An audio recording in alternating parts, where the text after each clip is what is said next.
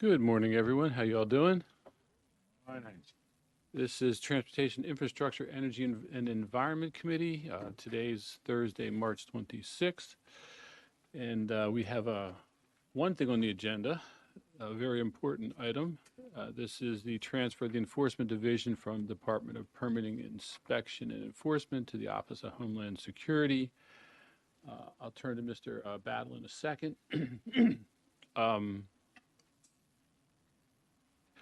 Enforcement has been a big issue ever since I've been on the council, since 2002, and it's challenging.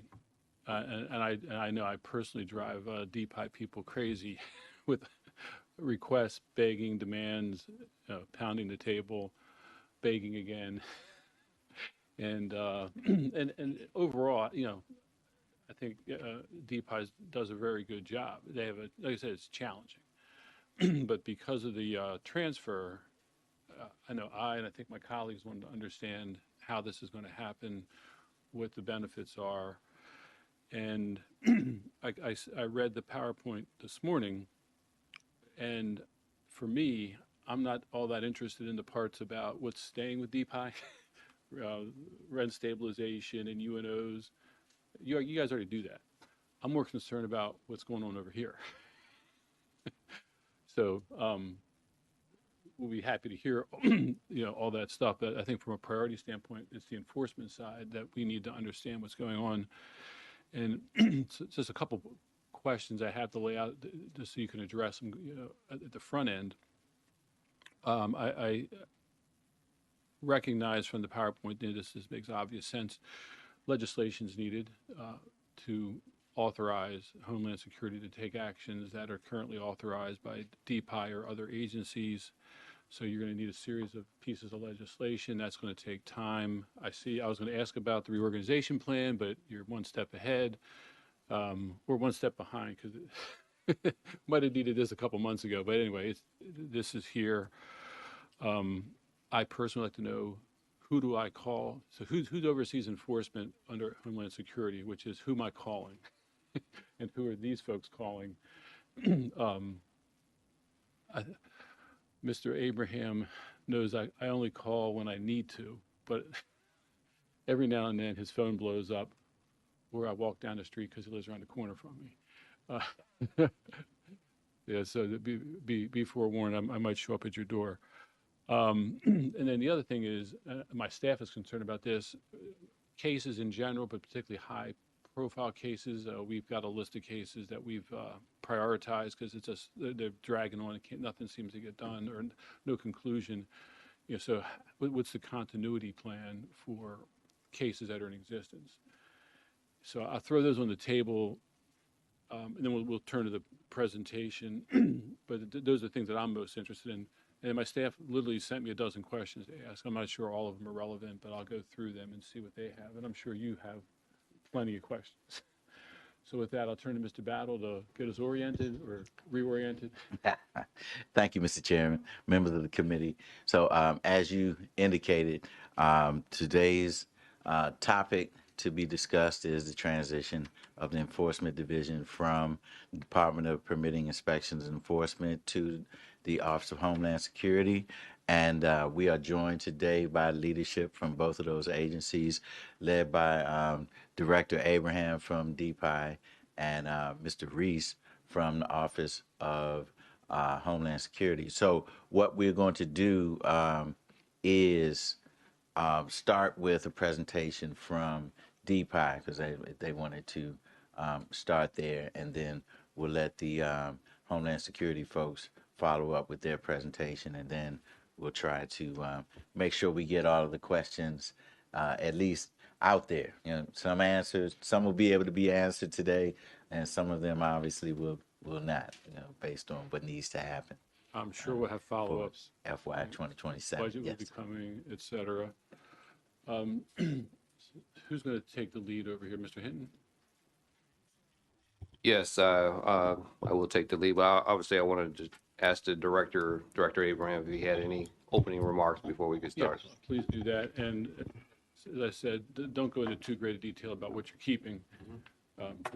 We know you do that stuff real well as it is. Good morning, Chair Dornega and honorable council members. Thank you for having us this morning. The topic here is regarding one of the divisions from DPIE going into Homeland Security. That's the Enforcement Division. This is not the first time that that division has been moved from one department to another. Back in 2013, enforcement was with DER, Department of Environmental Resources. And then in 2013, when DPIE was formed, enforcement division as a whole was transferred to DPIE. That enforcement has been with DPIE almost 13 years now. And it was one of the robust, more dynamic, thanks to our Deputy Director, Lamont Hinton here, who was overseeing that operation of the division in addition to the inspection division. He did a wonderful job in the last 5 years to make that division very, very dynamic and proactive in terms of taking care of residents' concerns, council members' concerns. So I think the handover from DPIE to OHS is moving along. The process is not complete. As far as now, all the functions are being done under the director of DPIE under my name. And we have a Deputy Director, Regis Brandt from OHS, Department of Homeland Security, that's overseeing the day-to-day operation of that division in collaboration with Deputy Director Lamont Hinton. So with that, I yield. So good morning, everybody. Deputy Director Lamont Hinton. I just have a high-level presentation this morning. Obviously, the two agencies have been collaborating since the announcement on a reoccurring basis. But today, there are approximately 84 positions, all of which are officially preparing to transfer. And I'm going to kind of go through this. We were actually working through a lot of the vacancies. As you know, as the director said, it's not 5 years, it's been 3 years. Obviously, an agency like this, as we have had a considerable amount of transformation over the last 3 years in which this leadership has been assembled.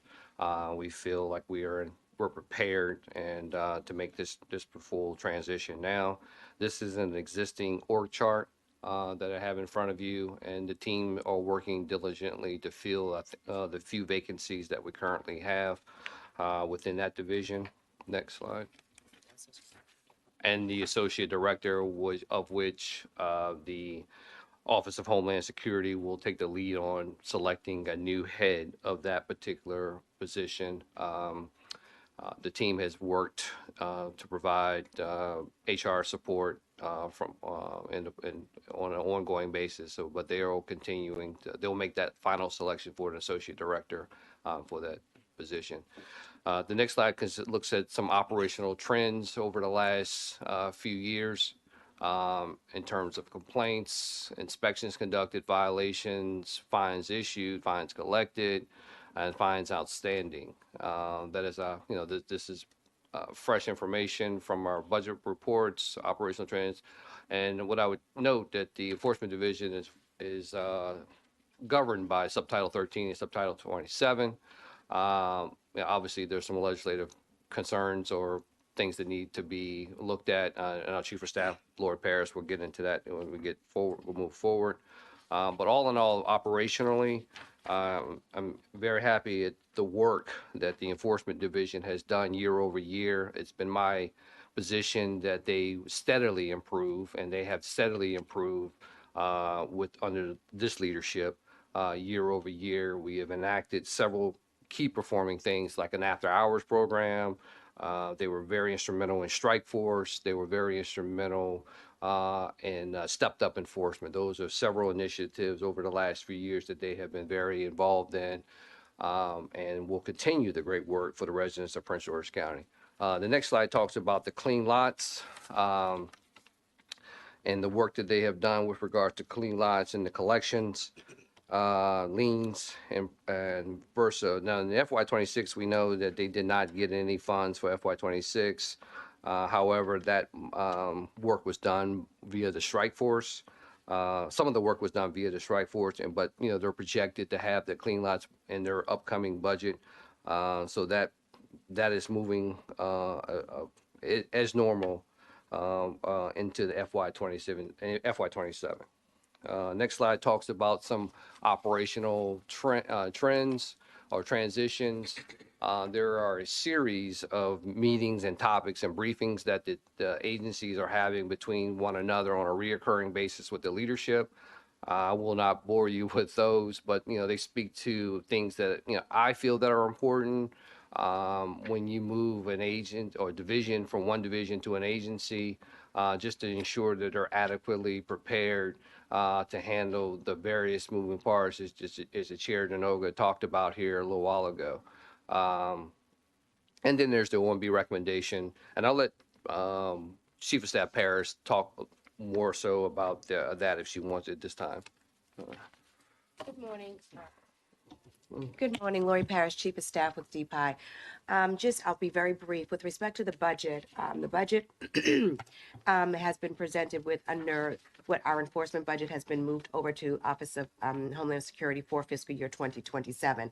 However, under fiscal year 2026, it's still remaining with DPIE. So there will be a need for coordination if the transition does not occur if the transition doesn't occur until after the fiscal year ends. So during this time, we are continuing to work with Homeland Security, depending on whether there's overtime issues, payment of overtime, if there's going to be issues with respect to facilities and maintenance and things of that nature. So our budget officer is working with their budget officer. So during fiscal year 2026, it will remain with DPIE. Quick question. Yes. As we discussed, there's a need to change the law. So that's going to be an impediment timing-wise. Yes. So is that already drafted? So there's a couple of things that, as you know, that need to be drafted. So one, the union has been given oral notice, has not been given the written notice. That is forthcoming. And then I think that while they're doing the impact and effect negotiations over the next 60 days, there will be an executive order being submitted on behalf of the county executive with the impending legislation. I'm also working with OHS to get prepared to make amendments to Subtitle 13, what's necessary if we need to do anything with Subtitle 27. You do. Yes, I know. We're working with them. So Office of Homeland Security will be submitting those proposed legislation, but I am working with them to make those changes. So that's going to be happening as well over the next couple of months. Okay, because Subtitle 27 needs to go to Park and Planning before it comes to us, so that adds like an extra 6 weeks in the timeline. Yes, I'm familiar. Yeah, you and I are. I'm not sure everybody else is. Okay. Thank you. Yes. So for the essence, you mentioned what activities were staying. Obviously, we raised this conversation earlier on with regards to continuity. Next slide. Well, continuity of operations with our residents. And this is a topic that kind of comes up. So these are the functions that we have literally identified that potentially should stay. And it's a work in progress with the now rent stabilization, sign permits, special events, UNO issuance and process. These are shared functions now with other divisions within DPIE, but we just want to make sure we have a pure continuity of operations, so there's no back and forth with the public and how to proceed. So these are the things that we're working on behind the scenes. We're proposing that these activities stay. All right. And so I don't know if I think you said you didn't want to get into what's staying. So I have a lot of yeah. But I'm happy to take any questions once we get to that. So I'm going to go to the budget, and I'll let Chief of Staff Paris talk through that. As we indicated, the fiscal year 2027 budget is under Office of Homeland Security's budget. When we had prepared the budget, I'm sorry, I thought it was on. When we had prepared the budget, there was budget discussions with DPI and Office of Homeland Security, and as you know, on March 12th, the budget was presented. So we just put on this slide, just for your information, as to what is the budget. The next slide goes to the vendor service contracts.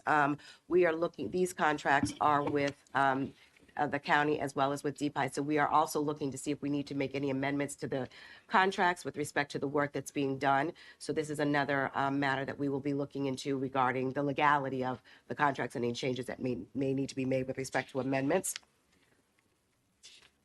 This next slide is something that we are also discussing with respect to shared enforcement costs, because as you know, there are systems that we have, like for instance, Momentum, that they're going to continue to use. There's going to be an IT shared cost. And so what we have identified is costs that we would be sharing with the Office of Homeland Security. So this is also going to be part of the discussion with respect to the budget and how DPI will be recouped for the services that they're going to be providing, particularly with respect to licenses, access to Momentum, and particularly like the tough books and cell phones, because all of that has been purchased under DPI's funds. So there's going to be more discussion on how we're going to handle the budget and cost sharing.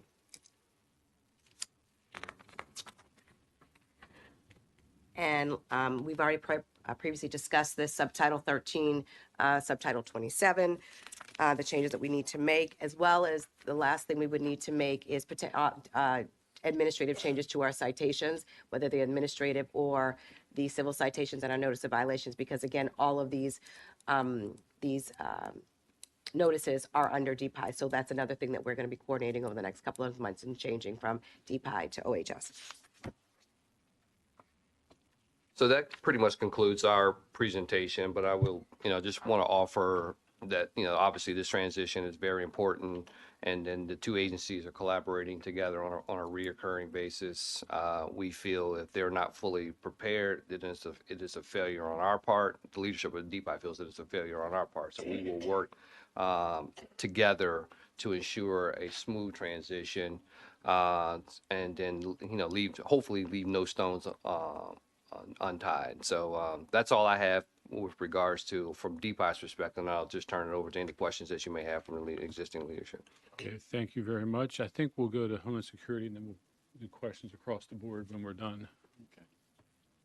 Mr. Reese? All right, good morning. Assistant Director Reese on behalf of Dr. Katina Gomez, Director of Office of Homeland Security. So what we did do in the perspective, thank you, Deputy Director, for mentioning when we did find out about this, we started, preparing the transition document. What you do have in front of you is our proposed reorganizational plan. And so to answer your question, Chair, real high level. So what we're proposed to do is obviously to continue the enforcement that DPI is already have in place, but we want to do is elevate and enhance it. And so what that's going to do is we're going to do correlation and collaboration with obviously our public safety partners. We're speaking of such as obviously the police. We already are speaking of with the support from our public safety communications rather for technology. And so using that those technologies will enhance the correlation with for DPI. Also, what we also propose with Dr. Katina Gomez is expanding the enforcement time. And what we're speaking of is more of, I know Deputy Director mentioned this, but as far as after hours, but we're looking to expand that more to make sure that we have the enforcement, and that's the correlation that we're talking about with the police.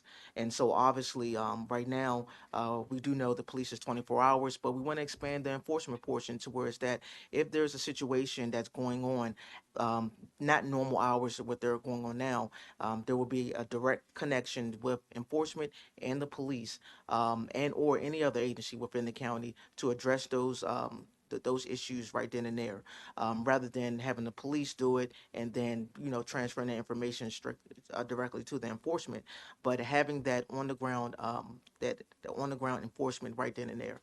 To answer your first question, yes, sir. I'm going to do what I rarely do, which is jump in with a question. Go ahead, I usually wait, but I want to pounce on this one. Mm-hmm. I've been 20 years ago, I advocated for this, Okay. and Charlie Wilson finally got it done. and then it went away. And I've been harassing Mr. Abraham, and he got expanded hours, but it was a union negotiation matter. You know, so I love what you're saying. Uh, do you have the unions on board, and how are you going to handle that? So we've already been, we've had very preliminary meetings. We had one meeting also with the collaboration with DPIE, with the union representatives, and we did introduce saying that it is a possibility. Once this transition do happens, that is our ultimate goal, to work with the union. We I can say this, that we have some support. May not be a full transition hours going in, but we do have some support to maybe expand some enforcement hours even more to where they are now. So obviously, we've already committed to meeting with the union every 2 weeks now, to go over the transition and how it's going to impact their members. And so we think that we do have a good working relationship. We're starting that off first, and then I believe, and Dr. Gomez believe that this is something that is achievable. All right. Moving forward, as Deputy Director said, Deputy Director Bryant, he is not here. He has been working in collaboration with DPI, overseeing the day-to-day transition, not transition, but the overseeing the day-to-day operations of for enforcement. Obviously, going back to when this occurred in January, with the incident with the Marylanders, he's been on the ground with the members of DPI, with the enforcement team, really kind of giving them the oversight that is needed on the ground day to day.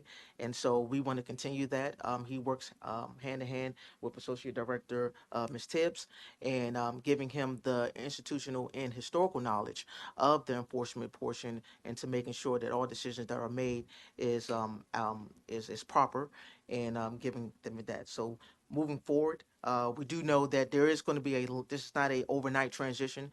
This will be a long standing, and we've already had multiple meetings with the Office of Central Services regarding location. We do want them to be housed at our main building, which is off at Anchor Street. Where currently public safety investigations are at now. We are in communication now with OCS, where they have the architect. Now it can be done. They've already said it can be done. Now we just have to work out exactly what placement and obviously budgetary items to where that's going to come from. Yes, sir. So, do you know how far it is from Anchor Street to my house? Oh, well, well, I will say this, sir, and so, and this is really high level, and then with Dr. Gomez, what we are proposing is maybe obviously having Anchor Street, but also utilizing county-owned facilities to have satellite office in North Central and South County, to where it's that the residents and yourself, along with your colleagues, can have that direct connection with enforcement. Yeah, one of the issues I've had with enforcement forever is the central location is great for some things, but in terms of inspectors getting out to the corners of the county, it's a long, long drive, and Yes. there's a lot of wasted time. And there's been discussions, 20 years ago that they had a satellite office here and there, and that went away. Okay. So it'd be very important to understand about satellite offices, and maybe sharing with municipal organizations, or if there's any new police stations being built. Yes. There's one being supposedly coming in Beltsville, things like that. The mayor probably has some ideas up in his area too. So yeah, that currently right now that is in the plan, to have 3 satellite offices with the reorganizational plan, to make sure that we still have it. Now we do want to emphasize that some components will still stay at obviously the office at Peppercorn, which such as like the cashier and things like that. But right now, until that happens, they will still keep their home office off of Peppercorn. But until then, that is the plan, to have the main building at Anchor and the 3 satellite offices. So with that, I would do we have any more questions?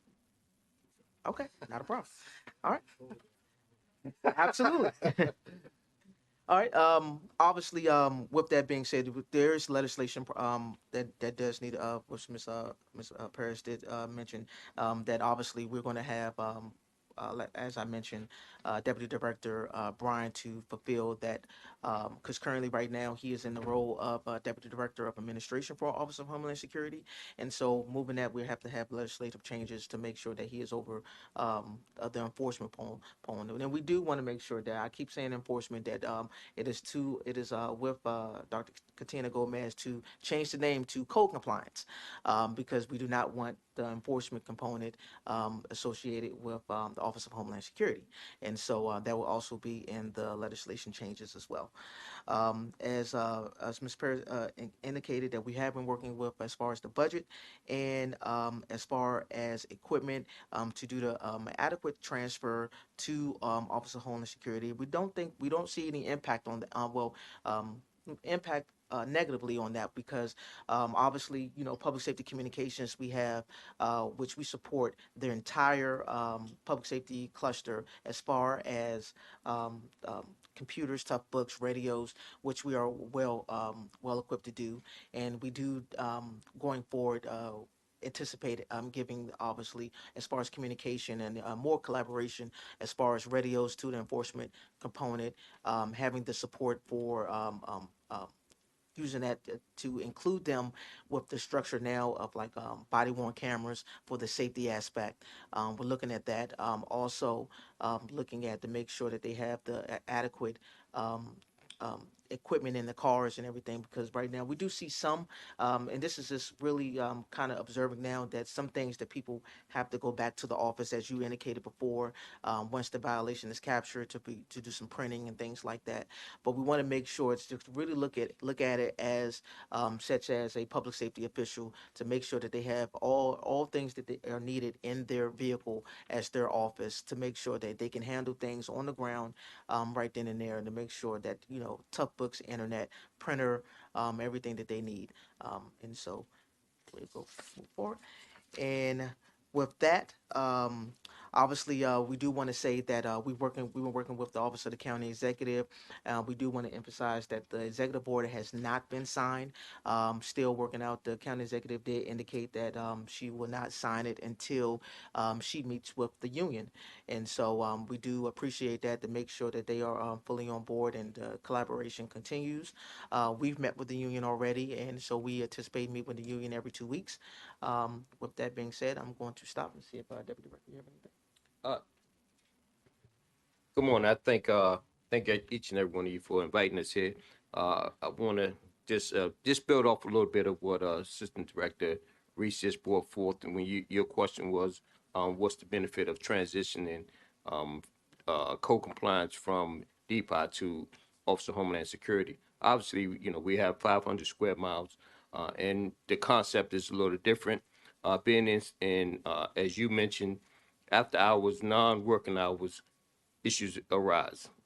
So we want to make sure that the inspectors are out, boots on the ground in the areas where, especially hot streets, and hot streets are places where there several violations occur. We want to make sure that we continue to give them the support of make sure that they're safe, as Assistant Director Reese mentioned, like body cameras, in-car printers. We believe from the concept in the county exec's vision that we want to make sure that we have units out in the community, not just 9 to 5, not just Monday to Friday, but during the weekends and after hours as well. So this is a great benefit, collaboration, and we can't thank the current DPIE leadership staff, Mr. Abraham, Mr. Hinton, and those alike, but also Assistant Director Tibbs. So it's been a great collaboration. Again, I'm filling in. I've been tasked to assist Deputy Director Bryant with the transition. He is currently, as Assistant Director Reese mentioned, he's currently over administration. I'll be assuming those duties, but in the meantime, I'm tasked to work with Deputy Director Bryant in standing up this unit. I do want to I do want to allow Assistant Associate Director Tibbs, because she's been on the ground working with Deputy Director Bryant, obviously overseeing the day-to-day of enforcement. So I do want to give her an opportunity to say how the transition been going, working with Office of Homeland Security, and what she can see the benefit of. Okay. Good morning, everybody. Thank you for allowing me to speak. So far, the transition has been going well. The inspectors have embraced that this is a change that is happening. As my current leadership and soon to be new leadership have said, that this transition has been seamless and it will continue to be seamless. In terms of after hours, we're approaching that time where we're having our inspectors work after hours, and after hours meaning until 7 o'clock. One of the primary responsibilities, as you know, of the Enforcement Division is code compliance. So we do property maintenance, we do zoning violations, and things of that nature. So as the daylight savings time hours change, we stay a little bit later in the evening. And that is to be able to capture some of the things that we can't necessarily capture during the regular working hours. As you all know, if we're out conducting inspections, we can't cite what we can't see, which is the main reason why we don't work at night. So as we work into the latter part of the evening and on Saturdays, especially now with the the parties and the pool parties and the graduations and things like that, a lot of the unpermitted parties that people try to have, we're able to get out there and catch them ahead of time. We work very closely with the police department already, with the JAG team. They are in conjunction with us whenever we have those types of cases. So I think it's a win-win. Like I said, we're already coordinating with public safety and other agencies. As it stands right now, our inspectors are out. About 1/3 of them right now are assisting Public Works. Public Works has quite a few SRs that are overdue. So we have our inspectors out there taking before and after pictures of illegal dumping and litter. So we pivot and we do a lot of things. So right now, that's what our inspectors are doing. So I don't know if you have any questions directly from me. I'd be happy to answer. Okay, thank you. Anything else? Then I'll turn to my colleagues. Had something else. So, oh, I do want to say, as Deputy Director uh, Collins mentioned, that with the restructure, we are looking at to make sure that we are correlating maybe the enforcement areas into sectors, such as like the police do. So, as you all know, and I do know that you are in constant communication with law enforcement, and so to make sure that it's kind of seamless a little bit, just to make sure that you have like that same concept. So obviously, with Director Gomez is mentioning, so they're going to work hand in hand, obviously with the JAG and obviously the community order and police unit, and just to make sure that so making sure that seamless transition, it just makes sense just to make sure. So when you're talking to one, you can talk to both.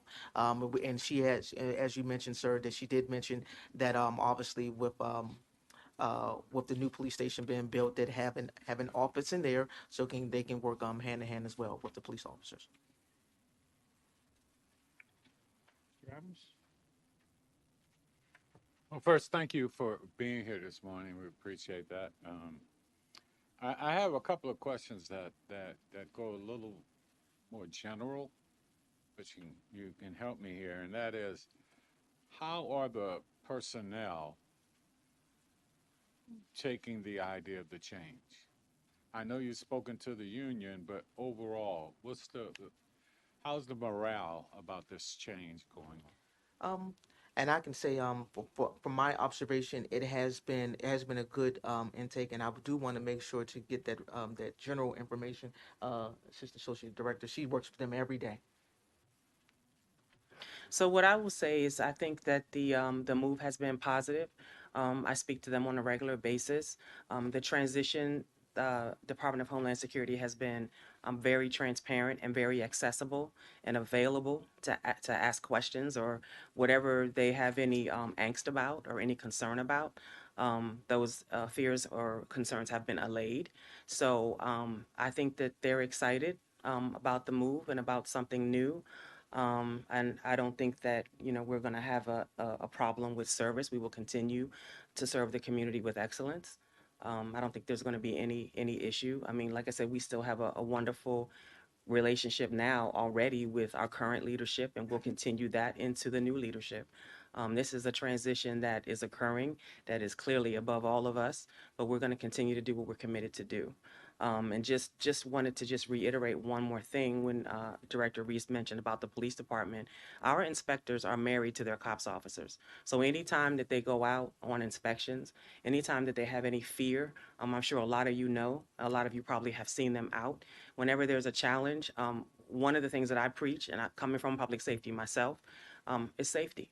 I don't want any of my inspectors getting hurt, nor do I want any citizens getting hurt. So if they're going into areas that are questionable or challenging, they are to do joint inspections with those officers to just ensure that there's safety.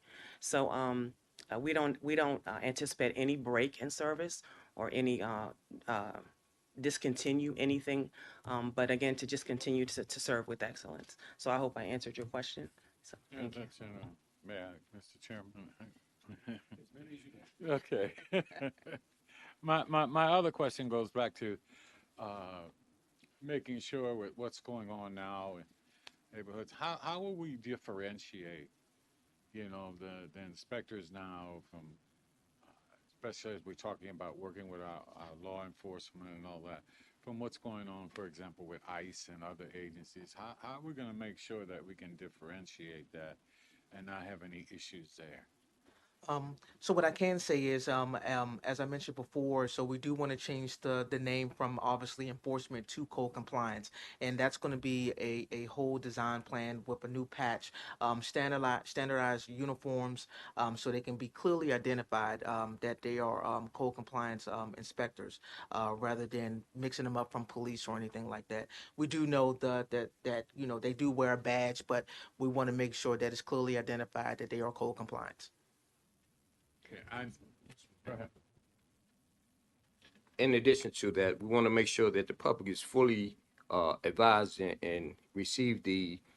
We're working on a promotional package to present to the public to make the announcement to differentiate the difference between the federal Homeland Security and Prince George's County Homeland Security and what we do and what we're here for. We're here for the people, the residents of Prince George's County, and we don't take any. Our compliance folks will not be armed out there, and they are out there to strictly enforce the regulations of Prince George's County.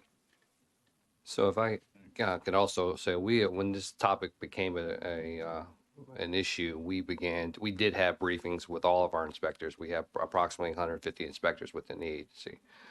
So there are FAQs and talking points that we established and communicated with all our inspectors about how to interact, because they're the face of the public in our perspective. And so they may be dealing with a code compliance issue, and then someone approaches them. They have received some communication on how to deal with that type of interaction, right? And so those discussions did occur, probably late last year, I believe, with all of the inspectors within DPIE and all of the administrative staff, because we have people walking into the agency wanting information sometimes. So they are equipped. I'm sure those briefings will continue under the existing leadership, but I just want to assure you that those briefings have already had, and they're equipped to know how to deal with those going forward. And just additionally, that's exactly what Director Hinton said. But also last week we had a briefing with Dr. Gomez and the leadership for Office of Homeland Security, and that was actually one of the questions that came up. And exactly what Dr. Gomez says, that we are not an agency, that we're not a federal agency. We have nothing to do with the federal government. The way we described it was the federal version of FEMA or MEMA. When you're talking about emergency management and the Office of Homeland Security. So there's a huge difference.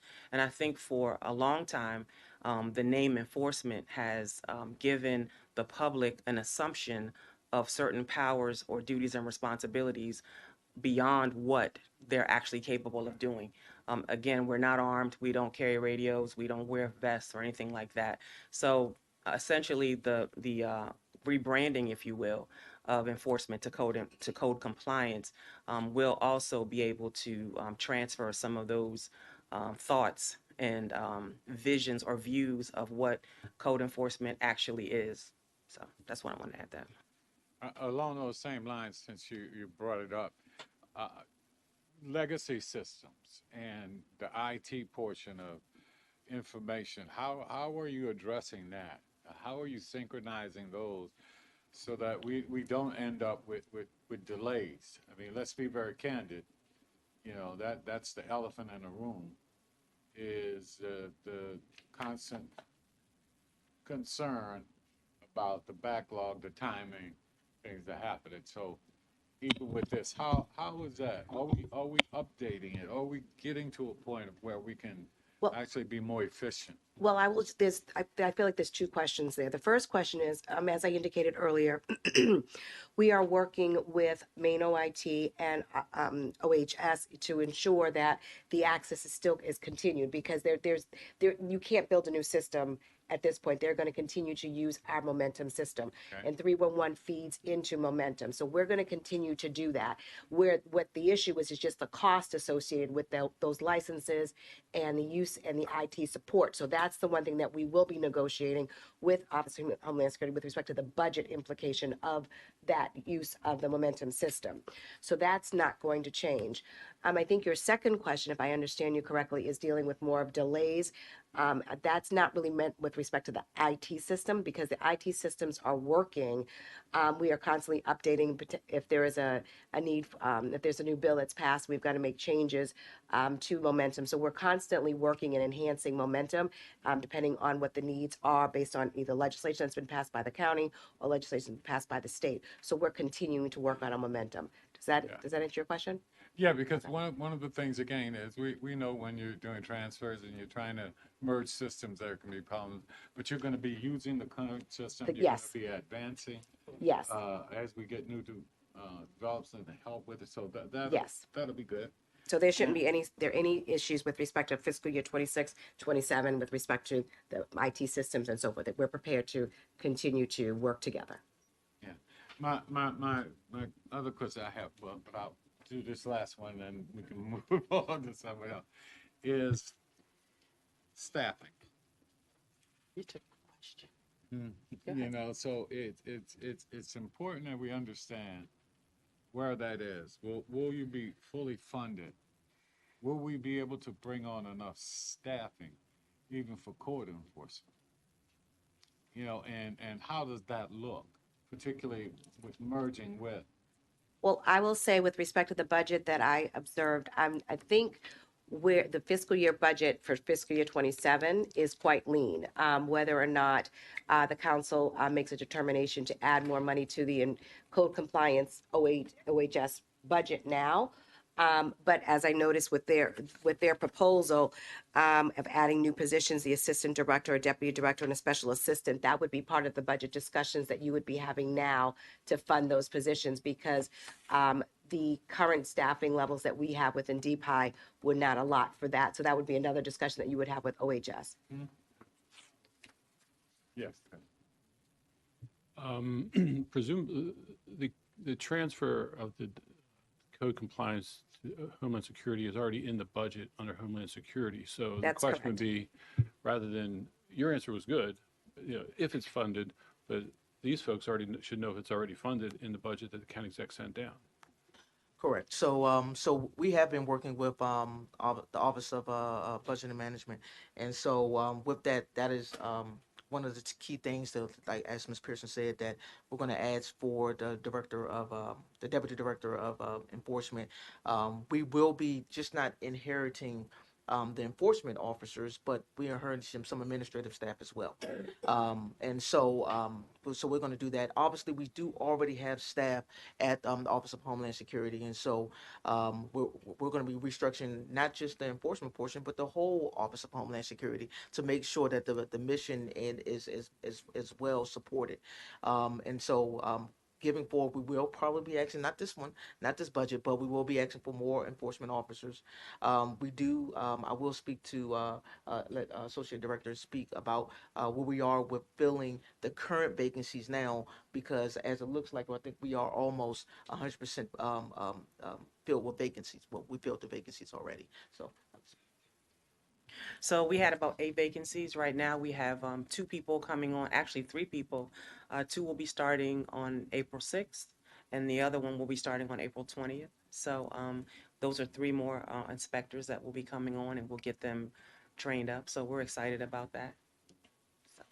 And what I can say is now we've already been talking with Dr. Gomez, and so what we're going to do for the remaining vacancies, what we're going to do is do how we that we did with public safety communications, is doing a campaign of making sure that everything that we're doing. So when we're out there in the community, we're already partnering with obviously Office of Community Relations and other members of other agencies within the county to make sure that anytime that we have vacancies, that we're not just putting one agency or one unit out there.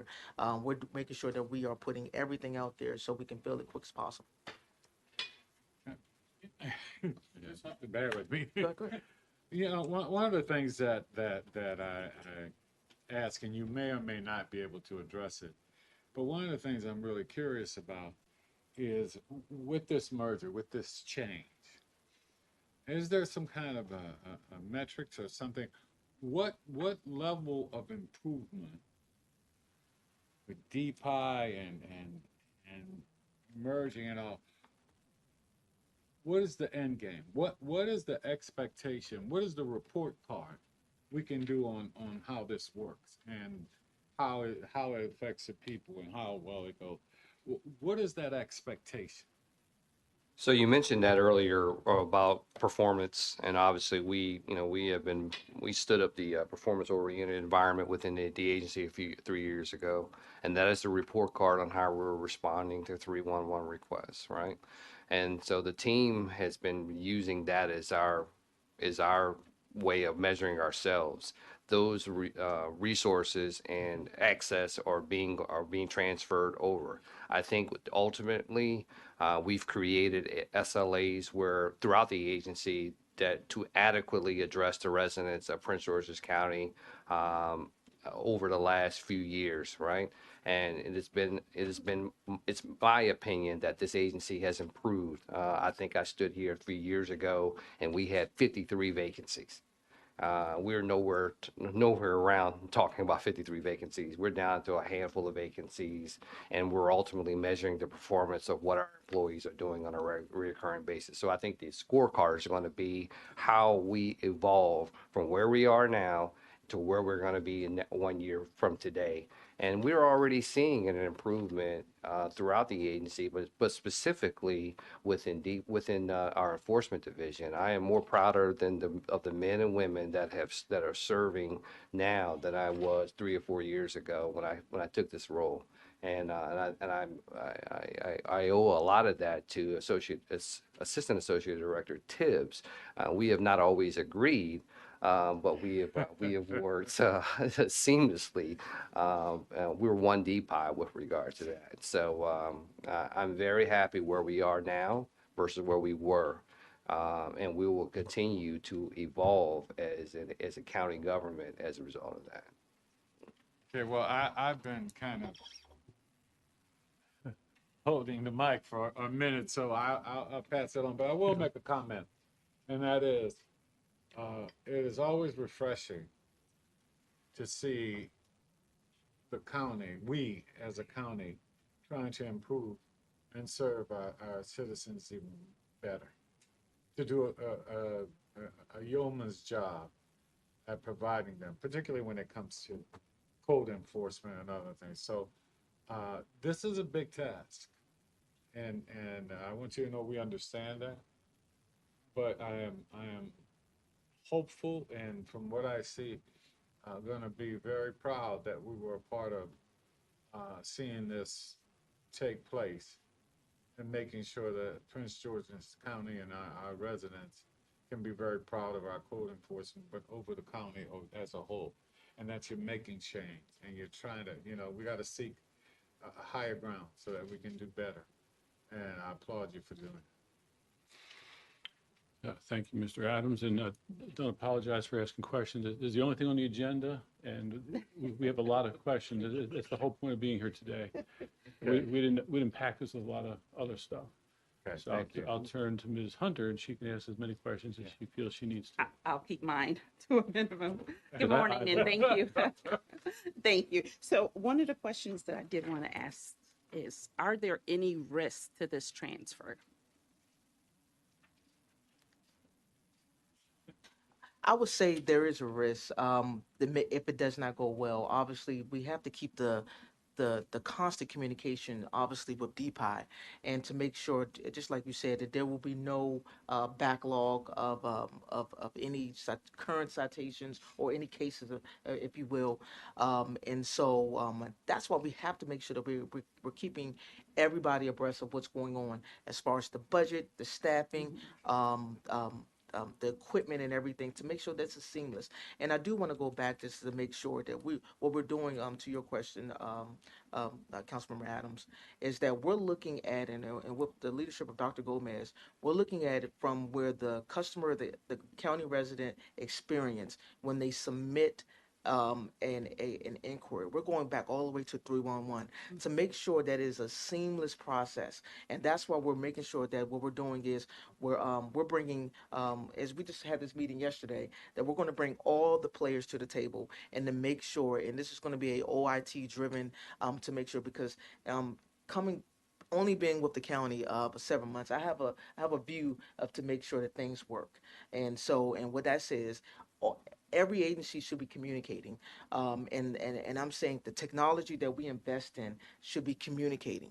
We can't operate in silos, and so if something doesn't work, we're gonna say it doesn't work. If the 301 system doesn't properly communicate with the momentum system, it may have, but where can we improve? And so we want to make sure that that happens because as the county grows, we're going to get more enforcement complaints. And so when we want to make sure that one system is talking to another, and we want to make sure it's seamless, and that we're actually getting the system work for the amount of money that we're spending on them. So I just want to make sure. So to answer your question, there is a risk if it's not done right. And like I said, to end is the constant communication, obviously with this dynamic team that we have here, and people that are not here. We're speaking almost every day to their human resources. Our budget analysts are talking constantly to make sure that this works. Obviously, right now we have no control over their budget right now, but what we're doing is we're taking what we do see and communicating that to say, hey, listen, maybe we should do this because right now, as chief of staff said, that the budget still lies with DPI, and so to make improvements is obviously it starts now. To obviously what we're looking at, we've seen a lot, even with we're dealing with the Marylanders situation to make sure we may need to improve in one aspect of communicating with a certain population, and so I think that we're addressing that now to make sure that certain populations don't feel underserved, and so we have to start that from the top. And so doing that, and I think we were doing that, having the constant communication with the Marylanders, bringing in translators to make sure that people make sure they get the message and not feel that we're just enforcing, but also we're carrying that, with their livelihoods and everything like that. Because obviously what's going on in not even just the county, but the whole United States is that people don't want to feel isolated and don't want to feel left out. And so that's one thing that we are making sure that we understand. Though we have a job to do to enforce the county code, but we want to make sure that people understand exactly what's going on in the process and not feel that the county's just forcing them out, but making sure that we provide a better way of living. Thank you. And And I'm sorry, I just add one small piece to that. And under the county exec's vision, up to elevate, to improve the county, to improve the services.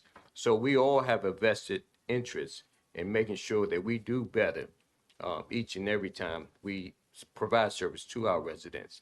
So we do see this as a challenge for all of us across the board, and we're up to the challenge to make sure that we all succeed. The county council, our residents, because they call you guys as well when things don't go right.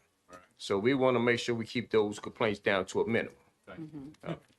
the other question I had is the expanded hours. What does that look like with staffing? So what I can say is that that is going to be a constant communication, obviously, with the union, making sure that we can come to an agreement. Obviously, we have to make sure that we're meeting the needs of the residents and the county itself. And so what we're looking, maybe not starting off immediately 24 hours, but maybe just like Associate Director said, we may be stopping at 7. So we may try to have a goal to stop at 12. That's a slow transition to, and then we just expand more after that. Yes. Often the question is, when do you start? Oh, Because when a do we? lot of stuff happens at 5 a.m. So, well, we want to say this now. That is true too. So we're looking at to expand maybe that for the whole entire day. We want to cover much of the 24-hour day as possible, but that is going to be a communication with the union, and is to make sure that everybody is feeling, I guess, feeling heard. So is it like 12-hour shifts or The proposal currently.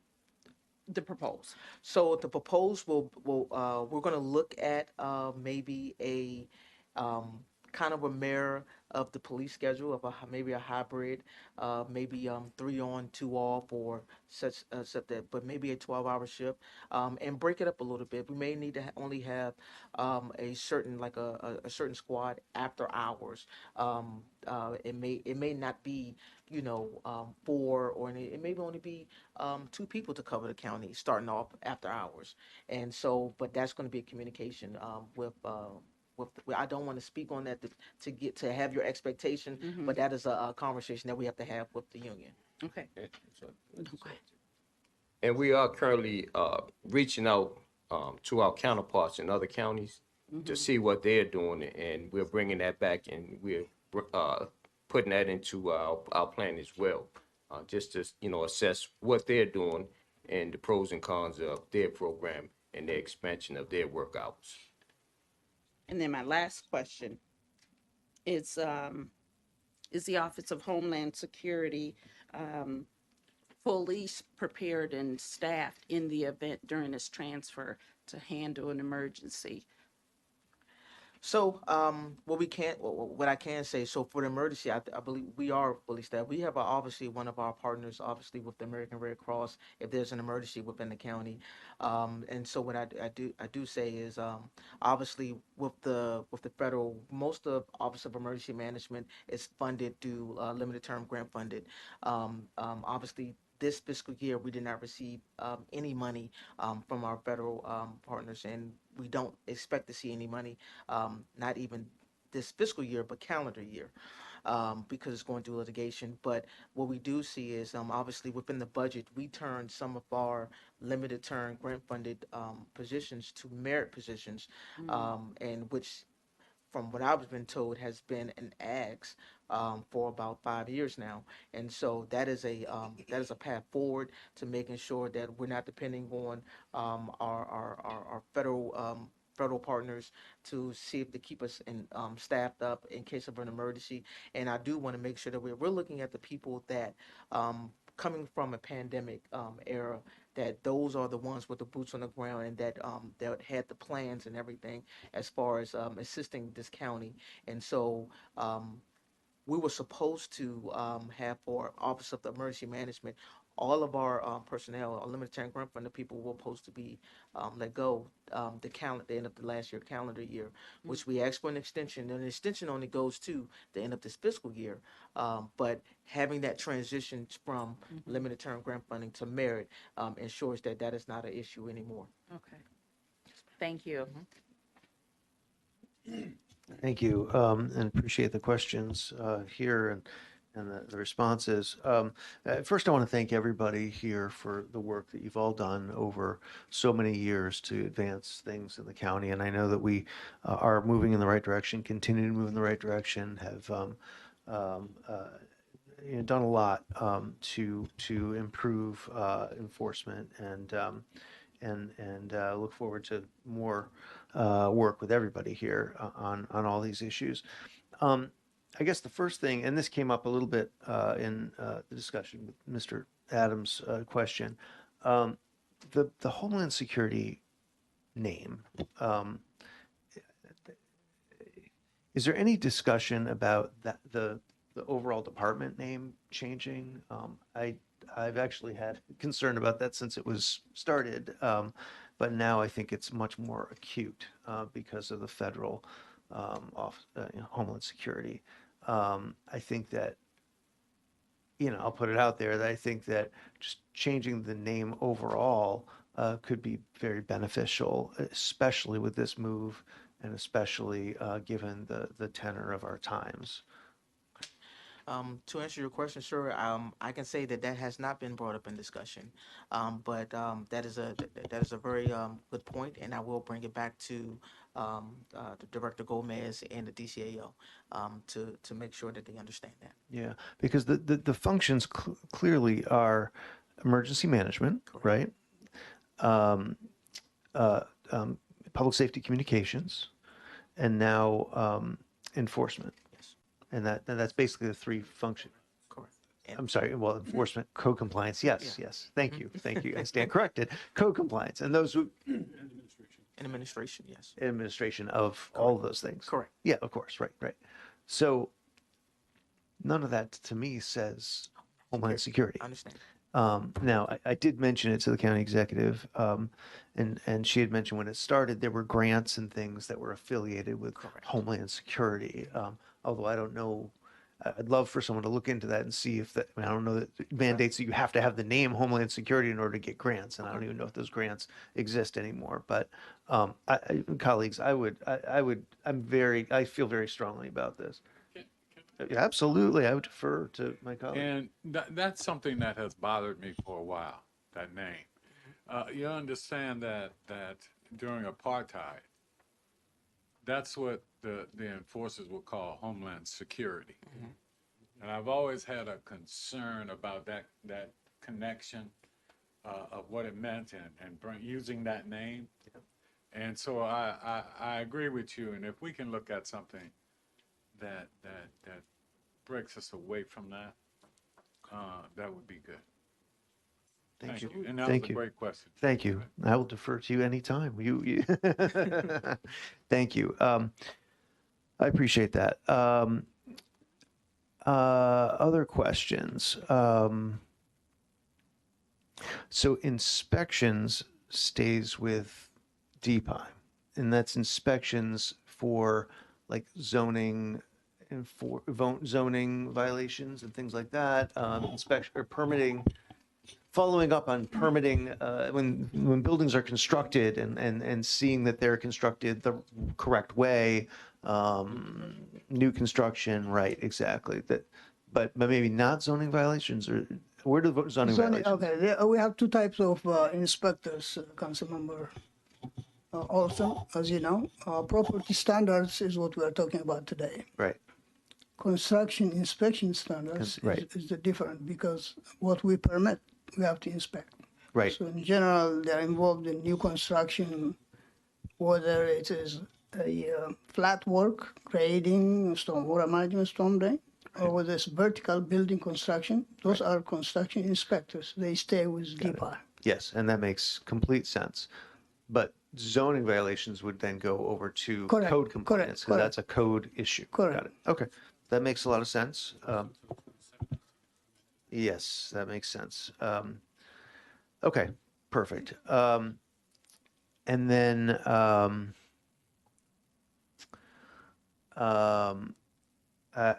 really glad to hear that we're continuing to work on the expanded hours. That's key, weekends especially, but evenings as well.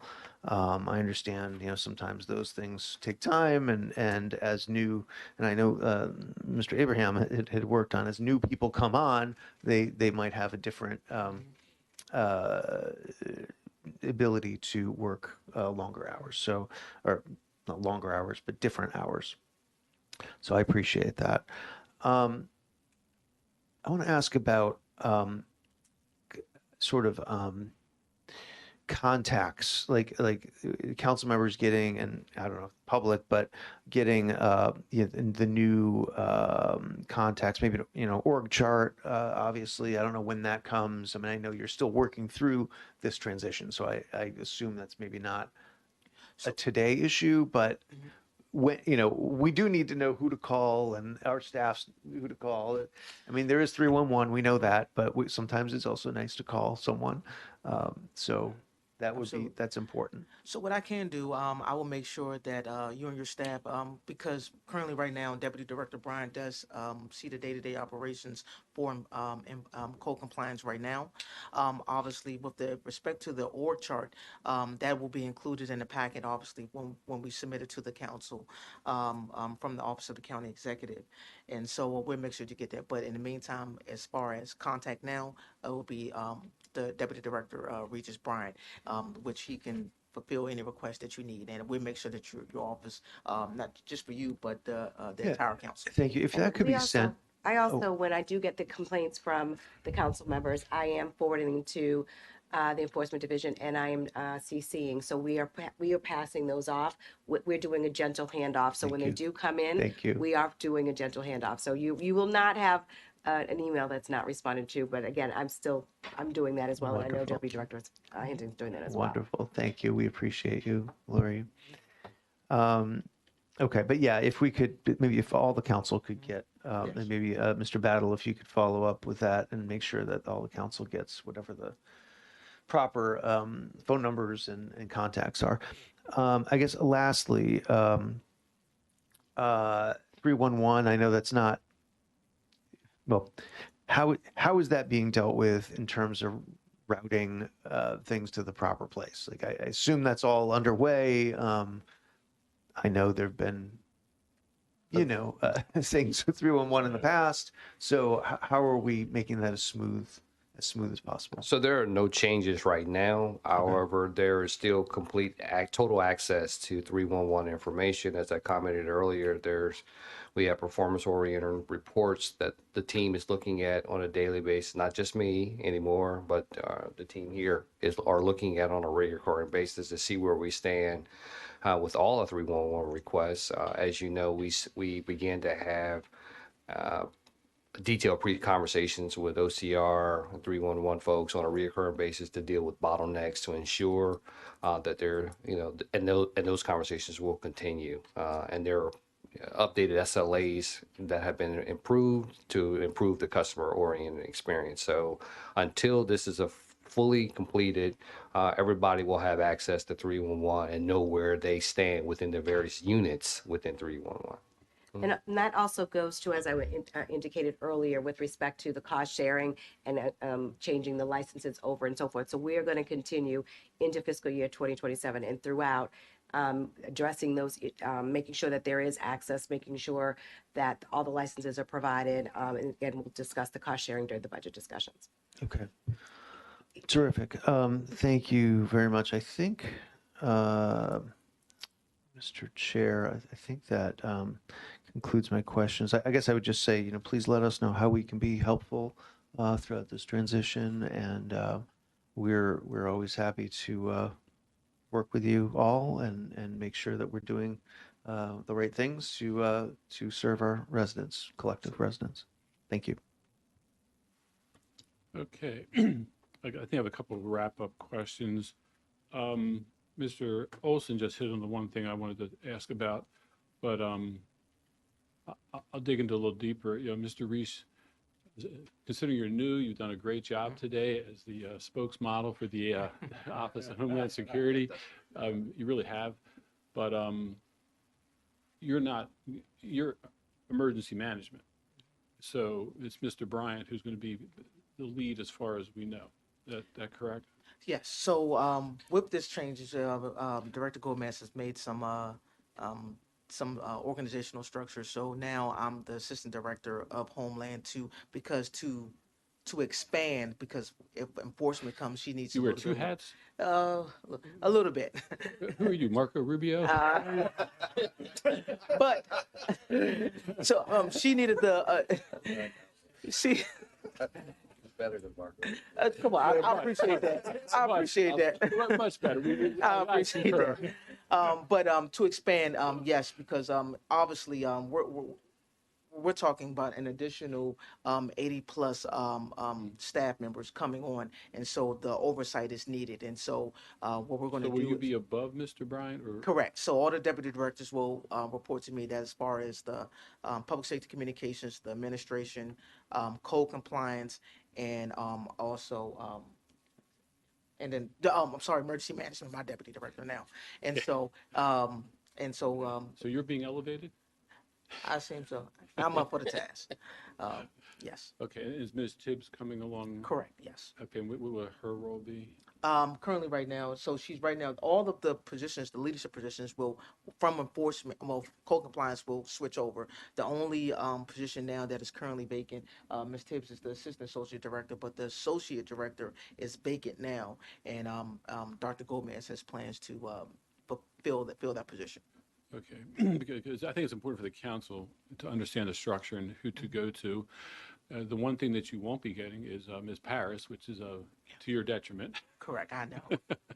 But she can only be in one place at one time, unless she does a Marco Rubio. But That is not a compliment. I'm only talking about the number of hats, not the work.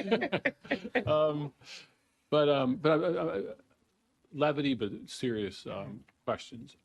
We need to understand the structure and who to go to. So I'd probably like a conversation with you Yes. to talk about a number of things that we don't need to get into here. To switch topics real quick so I don't forget it. I wasn't joking about the 5 a.m. You know, one of the things that occurs that doesn't happen often, but it's very difficult, and I got one of these right now, is the homeowner who decides to run a contracting business out of their house, and they buy 6 or 7 white, unmarked vans, and then a whole bevy of employees come and show up at 5 a.m. Switch vehicles, take stuff out of the house, and meanwhile, on that street, there's no parking, there's disruption early in the morning when people sleep, and then they all come back in the afternoon. And the only way you can deal with that, because those vehicles are technically light commercial vehicles that are perfectly allowed to be parked on the street, even though there's a dozen of them. The only way is for inspectors to observe the illegal activity taking place. So I probably want to talk to you guys about enforcing current one that I have like that. But this happens more than we would like, and we have a lot of one of the biggest problems that I have. I'm not sure. I'm guessing you guys have it too. Is that not so much illegal businesses per se, but the people who bring 3, 4, 5 work vehicles home and fill up a street. And it's very difficult. And the one agency you have not mentioned is Revenue Authority. And obviously you need to be in coordination with Revenue Authority on those issues, which brings up a thing that Mr. Olson, I think, had legislation on last year. The unfortunate distinction between vehicles parked on the street and the vehicles parked on the property. Because one is zoning and one is Revenue Authority, but why do we have a distinction? And I've got a bill dealing with illegal businesses that will hopefully address this. It's a zoning component and a code component, which I would like to share with you guys rather than just submit it and then you react. Maybe you should react first. But those are really big issues. Ms. Tibbs wanted to comment. So one thing, if you could give me the address, we can take a look at that today. So what I will say, in terms of the hours, just because we do have set hours now, we often work outside of the scope of our hours to address certain issues.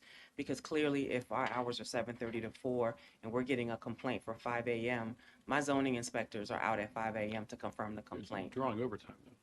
No, not necessarily. Okay. Sometimes, I mean, it just depends on what they have scheduled for that day. It could be overtime, depending on, because if they're out for you, they could be out for somebody else as well. But we do have to adjust our hours often to address the before 6 a.m., even with the construction noises and the garbage trucks and things like that, the noise complaints. Some of those things that when we get them, we can't cite what we can't see, but we do adjust the hours to accommodate if we know. So sometimes we don't always know, but when we know, we address it. And then, so that's why I was saying, if you have the address, I'd be more than happy to take a look at that. And we could actually already have that particular home under violation. And that Well, oftentimes according to happens too. Facebook, people were told that there was nothing by enforcement, code enforcement, that nothing could be done about it, which I know is not correct. But that's what's going on Facebook, which has caught my attention because you don't want a situation where people are saying the county blew us off. You know, and that happens, and sometimes people get misinformation. People are, want to say bad things, but yeah, that's And certainly- that is misinformation. That is not true. We do it all the time. You may not know it, but Deputy Director Hinton will get complaints about things before hours or after hours, and we adjust accordingly. Things on Saturdays, if there's special events, we work on Saturdays. So just because the core 7:30 to 4 is what is on the 544 or the job description, we play with that all the time. So I don't want to leave here with everyone thinking that code enforcement or enforcement, code compliance, we never work outside of the scope of our hours. We do. It's just not, it's the core hour on the job description. So we work when we need to work to get done what we need to get done. So we'll definitely take a look. If you would be more than happy to give me the address, I could take a look at that. Yeah, we'll talk about this. Okay. Mr. Adams, want to jump in? Yeah, I want to make sure that we are reminded of the times that we're in right now.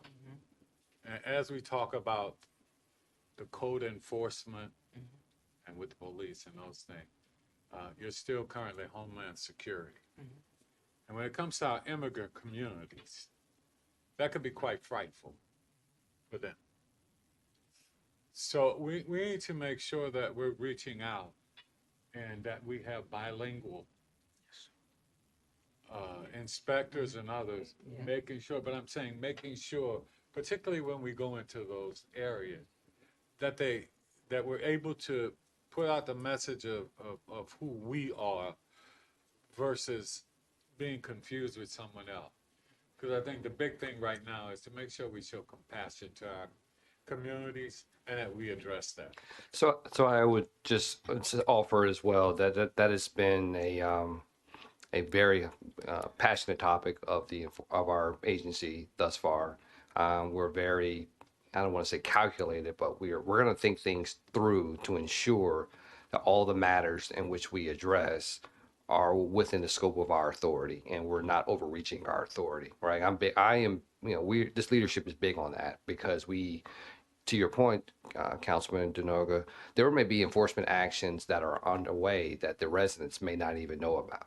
Right. And so everything is not meant for everybody. Right. So it may be meant for Facebook. I tell my kids this all the time, like everything ain't meant for everybody. And so there may be enforcement actions underway that the residents may not know about. It's a long, tedious process that we have to go through. But I will tell you that we are very compassionate about what enforcement actions, because we realize we're public servants, right? And what we do and what we say must be within the scope of our authority, and we can't overreach that. So that has been a philosophy that I think will continue to be spread throughout the agency, the Homeland.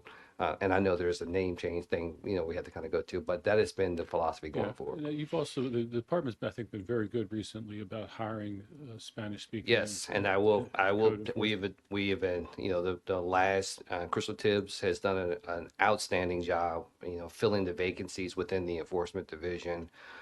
We have changed the demographics. We have some very dynamic folks that speak multiple languages. And so we feel very comfortable where we are now versus where we were a few years ago as an agency.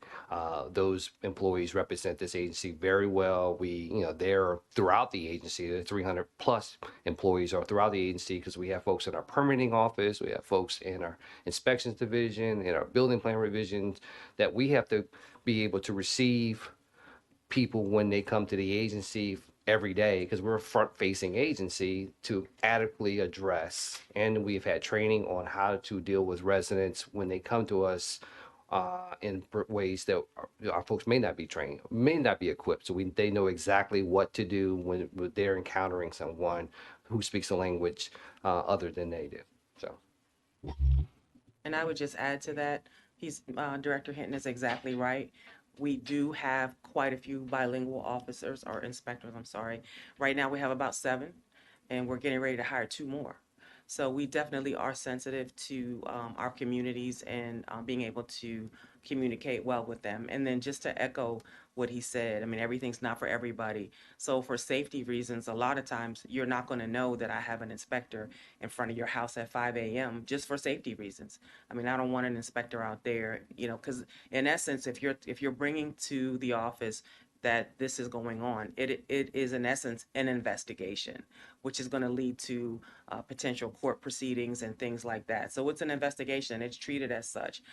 But our leadership is always aware when we're out there before the day starts, and on the weekends we always get approval, and we're always communicating, and we still do that now even with the transition. Just again, like I mentioned earlier, we're now working with Public Works, helping them get their SRs down.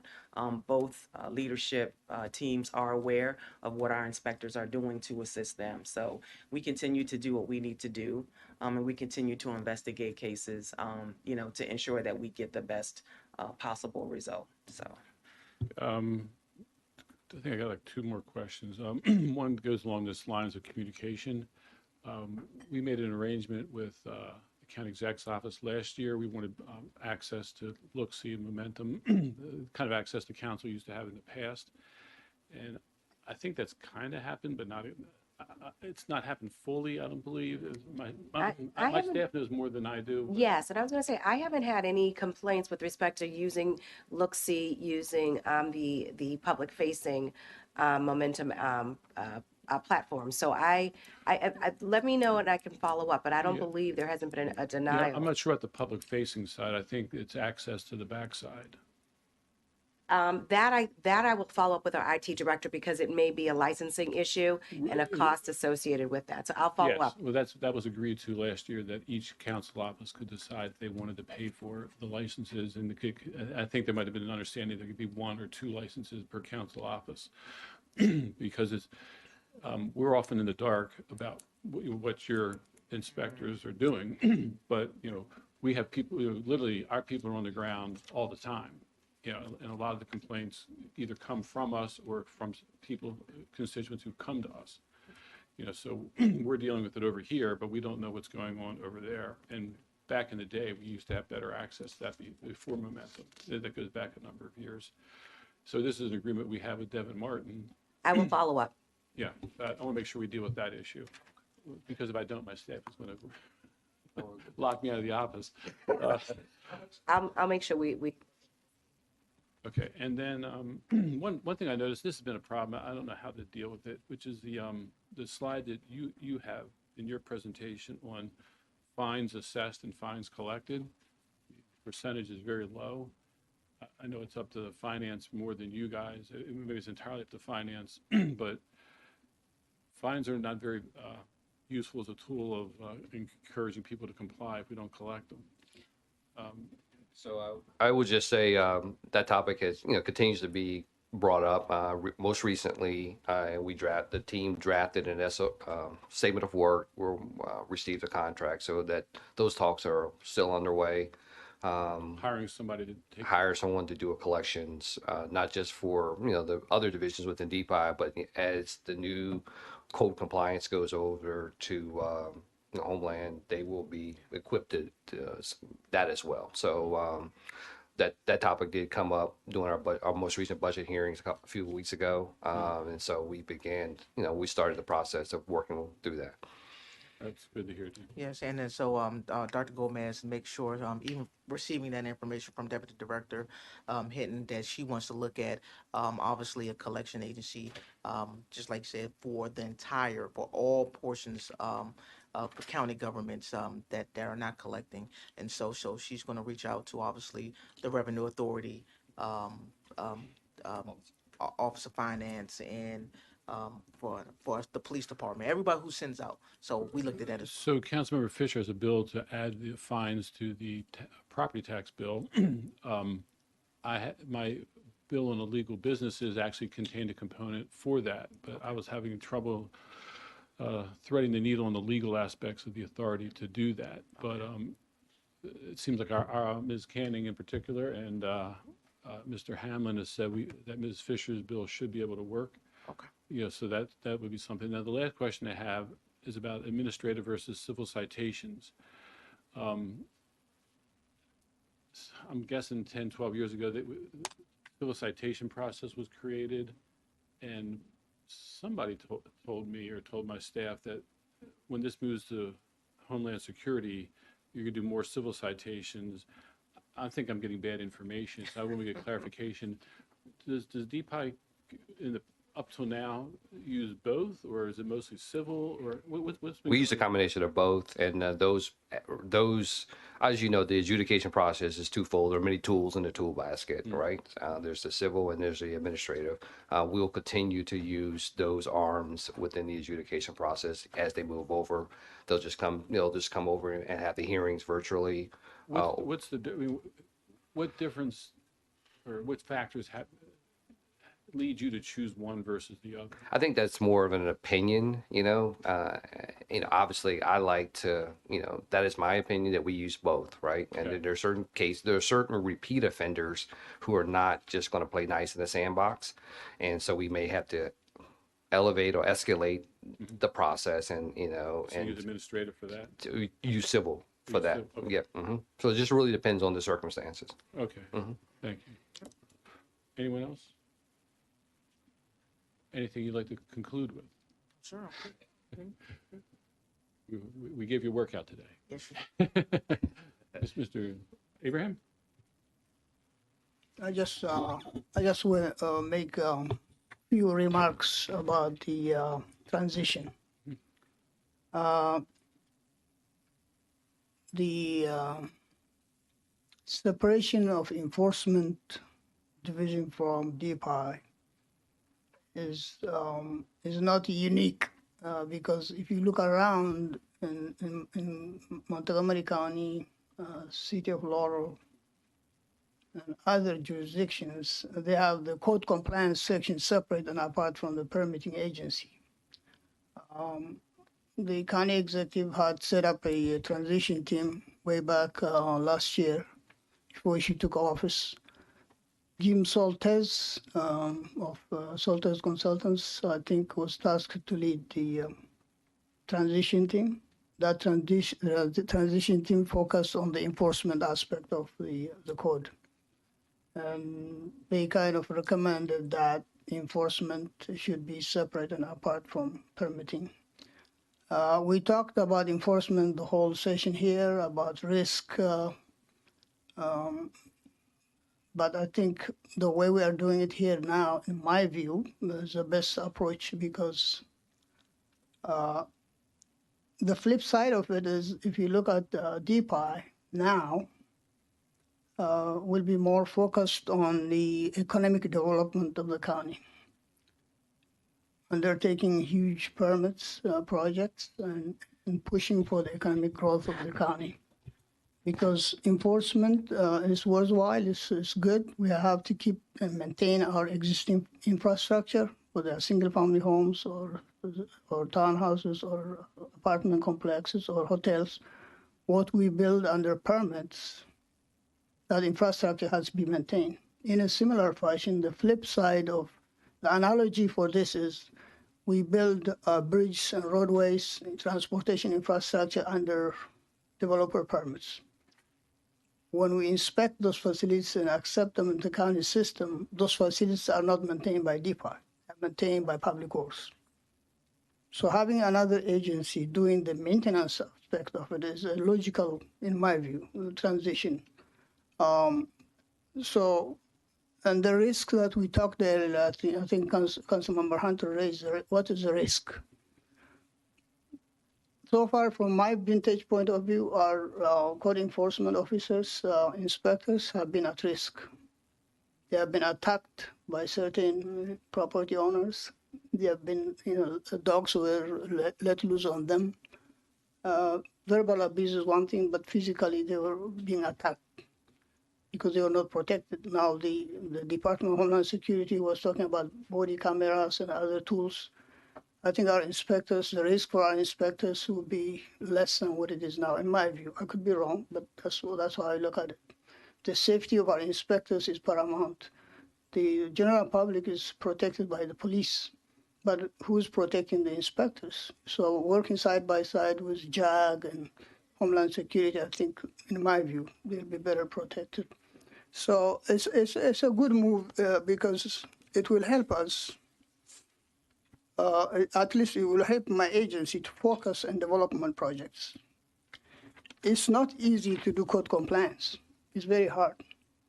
I remember Tom and I went to a single-family home at 5:30 in the morning. He called me one morning, and he said, "Go meet me 2 blocks from my house." So I met him. There was just like he said, there was a guy who owned a single-family house. He was running it as a business. He was having his cleaning personnel report to that single-family house, and he was triaging them from that single-family house in the middle of a residential street. And those are the kind of things that happen. Now you'll get better response, in my view, on that aspect of it, having extended hours. So, thank you so much. Thank you for the opportunity. Thank you, and I want to thank DPIE for everything you've been doing so far.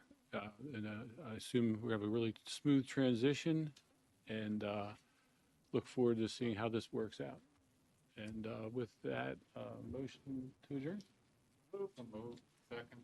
We have a motion, a second. All in favor? Aye. We are adjourned. Thank you all so much. Thank you all.